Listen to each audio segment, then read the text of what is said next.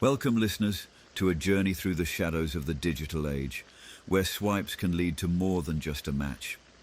Tonight, we carefully enter the eerie world of Tinder Horror Stories, where each swipe could be your last. From portraits that capture more than just your likeness to dates that reveal the darkest corners of the human psyche, these 5 tales will make you reconsider the price of seeking connection in a digital landscape. So turn down the lights and prepare yourself for a descent into the heart of digital darkness.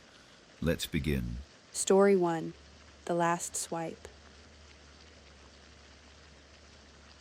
I've always been a bit of a romantic at heart, dreaming of that movie-worthy moment when you lock eyes with someone and just know. So, naturally, I found myself swiping through Tinder, hoping to find someone who could make my heart skip a beat. That's when I stumbled upon Alex. His profile was charming, filled with photos of him hiking, playing with his dog, and one particularly captivating image of him, silhouette against a sunset, that made me pause longer than usual. Our conversation flowed effortlessly, filled with witty banter and shared interests.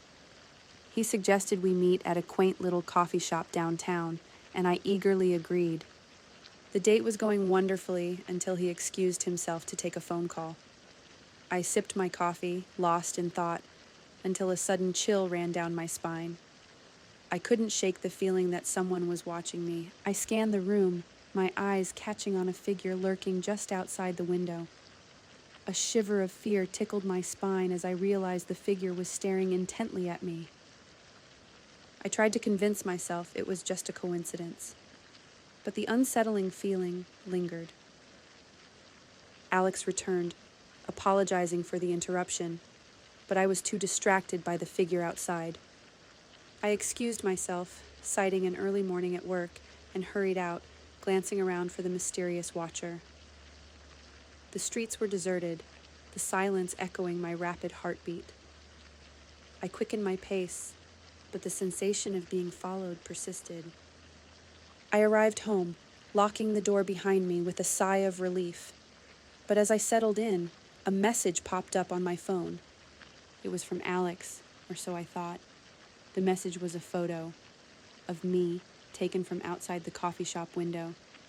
My blood ran cold as I realized the person I had been chatting with wasn't Alex. The real Alex's account had been a meticulously crafted lure by someone who had been watching me, someone who knew my every move. The messages kept coming, each one more menacing than the last, detailing how they had been following me, watching me, waiting for the perfect moment. I called the police, but the digital trail was cold. The account deleted, the number untraceable. I was left haunted by the feeling of eyes on me, a shadow lurking just out of sight.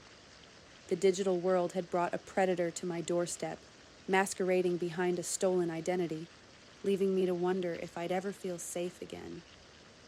The last swipe on Tinder, the one that was supposed to bring me closer to love, had instead brought me face to face with my darkest fears. Story 2. Echoes of a Match. It was late October when I matched with Nathan on Tinder. His profile was intriguing, a collection of shadowy photographs and poetic descriptions that piqued my curiosity. He was an artist, he said, passionate about capturing the essence of the human condition. Our conversation quickly dove into deep waters, discussing our darkest fears and highest hopes. He suggested we meet at an abandoned warehouse he used as a studio to share in the raw beauty of his art. Intrigued and admittedly naive, I agreed. The warehouse was nestled at the edge of town, its skeletal frame a stark contrast against the night sky. Nathan greeted me with a warm smile, his eyes gleaming with an intensity that both captivated and unnerved me. He led me inside, where his artwork was displayed like whispers of forgotten souls, hauntingly beautiful and deeply disturbing.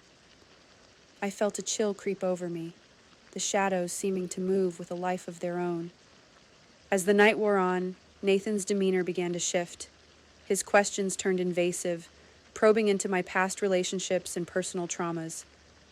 I tried to steer the conversation back to safer grounds, but he persisted, his interest taking on a predatory edge. I excused myself, feigning a headache, but he insisted on showing me one last piece deep within the bowels of the warehouse. Reluctantly, I followed, my heart pounding in my chest. The corridor seemed to stretch on forever, the air growing colder with each step. Finally, we stopped in front of a large canvas, shrouded in darkness. Nathan flicked on a light, revealing a painting that stole the breath from my lungs. It was me, captured in excruciating detail, my eyes wide with fear, surrounded by shadowy figures that seemed almost real. I stumbled back, gasping for air, as Nathan watched with a satisfied smirk. I realized then that his interest in me had never been about connection, but about adding me to his collection of tormented souls. I turned to run, but the layout of the warehouse was a labyrinth, each turn leading me deeper into the darkness. I don't know how long I ran, the echoes of my footsteps a haunting reminder of my plight.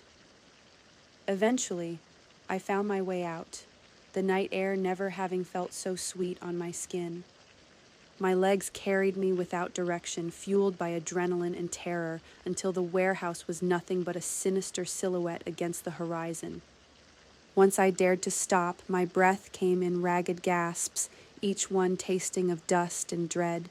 I fumbled for my phone, the screen a beacon in the darkness, and dialed the first number that came to mind. The police arrived within minutes, their questions a blur as I struggled to articulate the horror of what had transpired. Nathan was nowhere to be found when they searched the warehouse, his artwork gone as if it had never been. All that remained was the empty canvas where my likeness had been captured, a silent witness to the night's events. The officers assured me they would investigate, but I could see the skepticism in their eyes. How could I explain that I had seen my own fear, painted by a man who seemed to know the darkest corners of my soul? In the weeks that followed, I tried to forget, to move on with my life. But Nathan's painting haunted my dreams, a constant reminder of the night I had peered into the abyss. I deleted Tinder, swore off online dating, and threw myself into work, anything to drown out the memories. But the echoes of that match never truly faded. Sometimes when the night is still and the shadows grow long, I swear I can feel Nathan's gaze upon me, as if he's still out there, waiting to finish his masterpiece. And in those moments, I wonder if the warehouse was just the beginning, a portal to a world where art and madness intertwine, and where I will forever be trapped in the canvas of my own fear. Story 3, The Echo of a Swipe.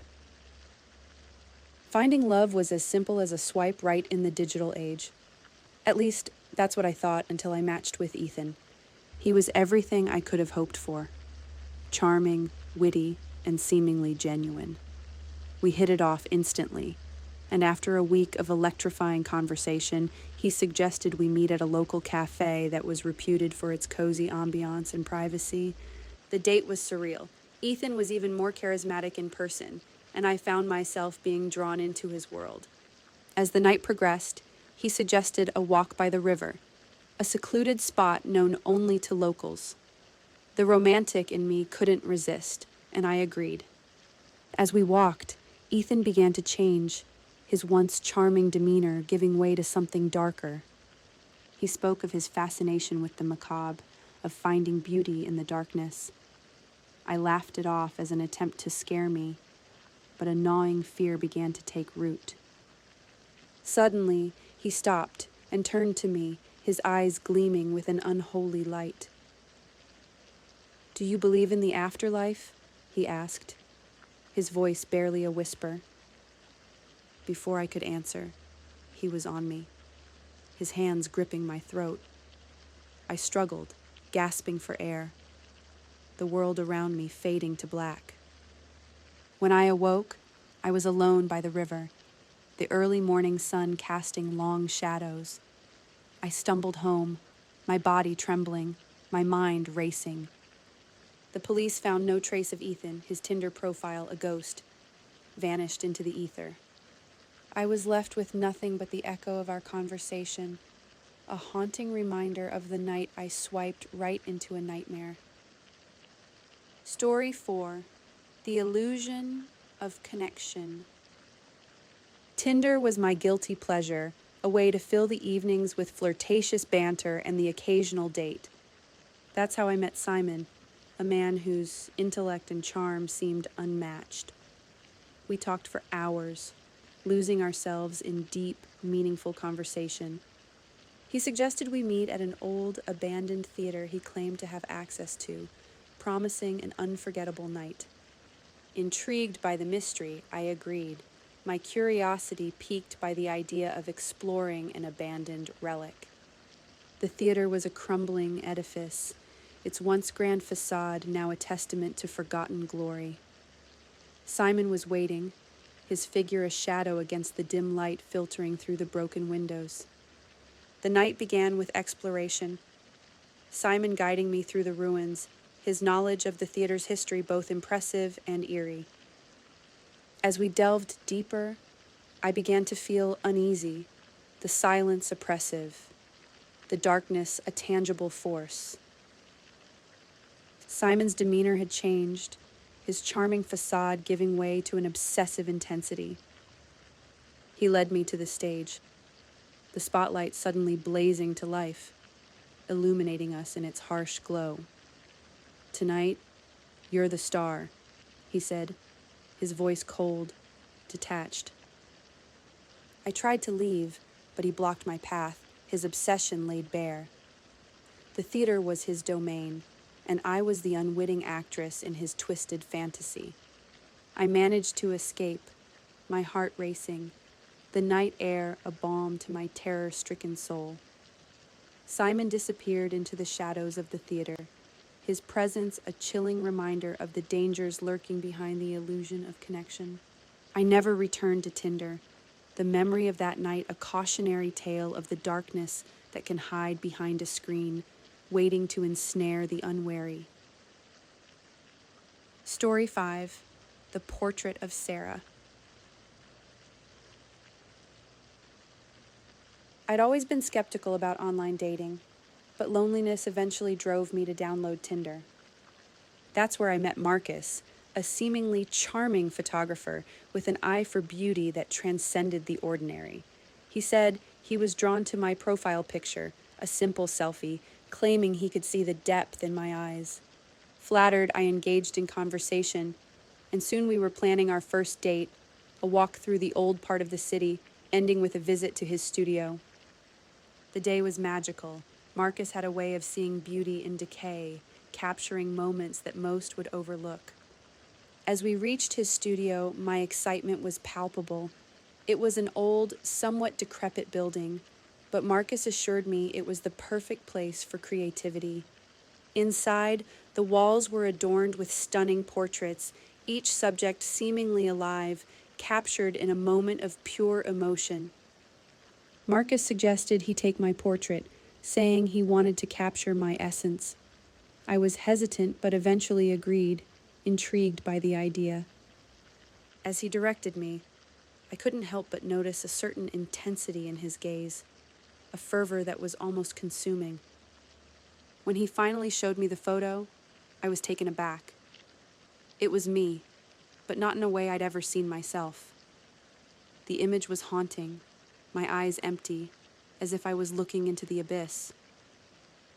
I left feeling unsettled, the image of the portrait seared into my memory. That night, Marcus sent me the photo, along with a message that read, "Now, you'll always be mine." I tried to brush it off as artistic eccentricity, but sleep eluded me, the portrait's gaze haunting my dreams. Days passed, and I started noticing shadows in my apartment, fleeting glimpses of figures just out of sight. I felt watched, a constant chill running down my spine. When I went to confront Marcus, the studio was empty, as if no one had been there for years. The portraits were gone, but the memory of mine remained, a reminder of the day I unwittingly gave a piece of myself away. Marcus, in the portrait, had vanished, leaving me to wonder if I had ever really known him, or if he was just a ghost, capturing souls one photo at a time.